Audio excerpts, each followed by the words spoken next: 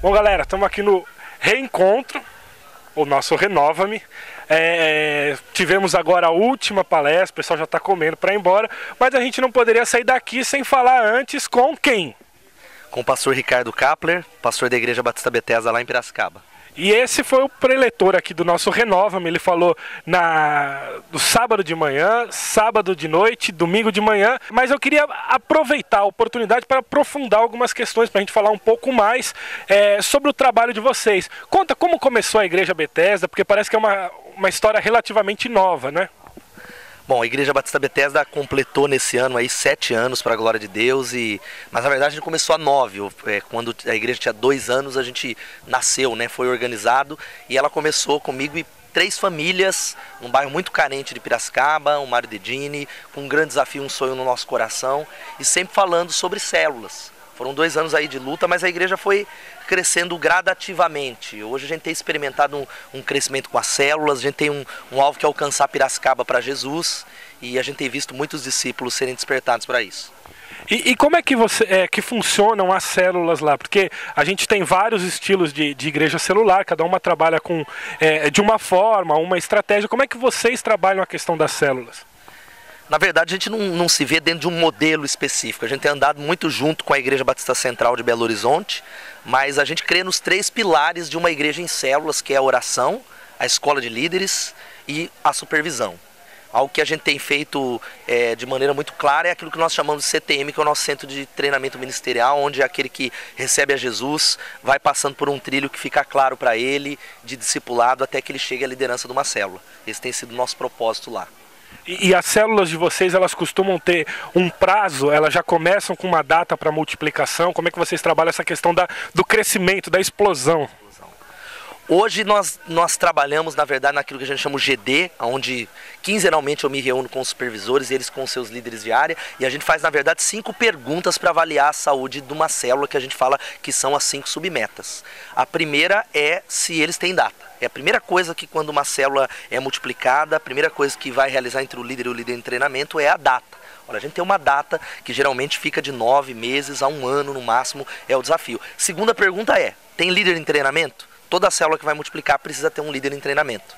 E o desafio maior é olhar para o potencial das pessoas e investir na vida das pessoas, mas não só em uma pessoa, pelo menos vários líderes em treinamento. Essa é a segunda pergunta. Sem um líder em treinamento, a célula não pode multiplicar. Mas aí tem uma terceira pergunta que a gente faz. Essa célula tem a presença de Deus? Sem a presença de Deus não há multiplicação. Isso é uma outra coisa que nós analisamos e desafiamos as células a uma busca maior de Deus através de dias de jejum e oração, intercessão, busca de Deus na célula, devocional. Essa é uma terceira pergunta. Uma quarta pergunta é, tem novos membros? Porque a célula pode ter um líder em treinamento, ter a data, ter a presença de Deus e não ter novos membros. Esse é o desafio que nós fazemos no nosso GD para que a célula ganhe pessoas, através dos dias do amigo, através do testemunho pessoal. É algo agressivo, a gente tem enfatizado o povo a ser uma testemunha de Jesus. E a última pergunta é se tem anfitrião.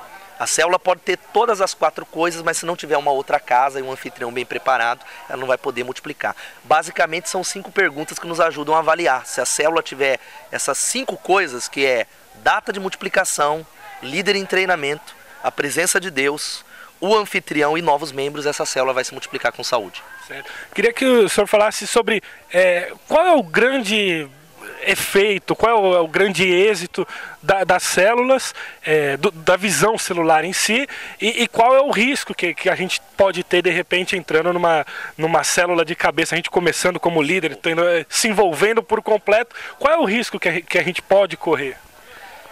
Eu creio que o risco é, na verdade, nós não sabemos o que a gente quer com as células. A célula não é apenas uma estratégia, é a vida da igreja. Quando a gente começa a entender que a vida da igreja é relacionamento, isso começa a fazer mais sentido. E é como eu falei no início aqui, eu creio nos 3 pilares da célula. Quando a igreja, na verdade, vai edificando a visão celular nesses 3 pilares, não tem como dar errado, que é a oração, primeira coisa. A gente sabe que a gente depende de Deus, a igreja tem esse foco de entender que não tem a ver com habilidades humanas, é intercessão, a igreja precisa estar em oração. O segundo é a supervisão. Só vai dar errado quando não tiver uma supervisão que vai acompanhar a liderança, que vai... Como é que funciona a supervisão? Aproveitando. A supervisão a gente hoje tem funcionado, como eu falei, através do GD. A gente tem 10 supervisores que cada um cuida de uma quantidade de células, ou 10, ou 7, e eu tenho quinzenalmente um GD que a gente chama de grupo de discipulado com esses 10 supervisores. O que a gente faz nesse GD? 30% do tempo ali de 2 horas é o pastoreio, é uma palavra que a gente traz de motivação, é um tempo de vida na vida. 50% é para falar da célula e da visão. O GD, na verdade, tem um foco, não é só não é o discipulado, não é um culto, é para tratar da célula.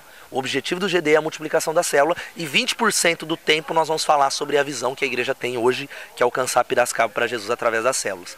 E de 15 em 15 dias eu faço isso com eles, na outra semana os supervisores se reúnem com seus líderes de área.